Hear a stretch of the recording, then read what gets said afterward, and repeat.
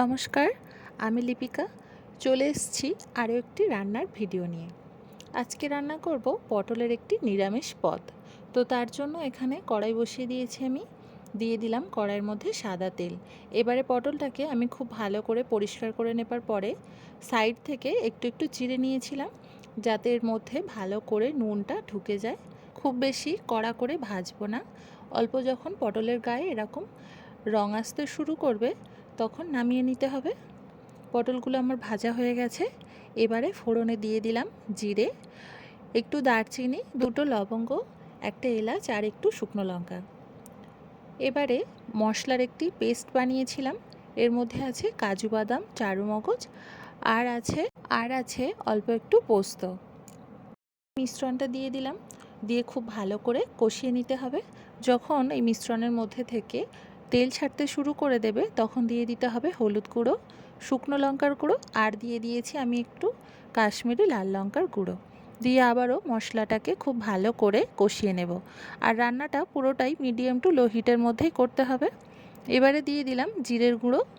এই যে আমার মশলা কষানো হয়ে গিয়েছে, এবারে দিয়ে দেব ভেজে রাখা পটলটা দিয়ে আলতো হাতে হালকাভাবে সমস্ত মশলার সাথে পটলটাকে মিশিয়ে নেব। নিয়ে দিয়ে দেব পরিমাণ মতো জল। আজকে আমি এই রেসিপিটির কোনো নাম দিলাম না। অনেকে এই রেসিপিটাকে পটল পাসিন্দা বা পটল পোস্ত বলে থাকে। যাই বলো না কেন, রান্নাটা কিন্তু খুব সুন্দর হয় এরকমভাবে রান্না করলে। একবার হলেও ট্রাই করে দেখো, আশা করি ভালো লাগবে। নিরামিষ দিনে খাবার আর কষ্ট হবে না।